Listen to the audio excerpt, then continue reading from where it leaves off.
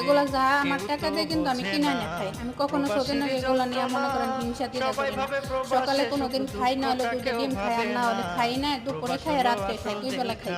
তো আমার নিজের দেশের খাবার আমি নিজে খাই। যতবার ছুটিতে যাই মাছ, ইচা মাছ, বাদাম অনেক কিছু নিয়ে আসি যে ভর্তা-বার্তি করে খাওয়ার জন্য। তো আমার ফ্রিজে কিন্তু অনেক শুটকি মাছ আছে। আমি দেশ থেকে এগুলো নিয়ে এসেছি, যেহেতু এখানে কেনানোর মানুষ পাই না।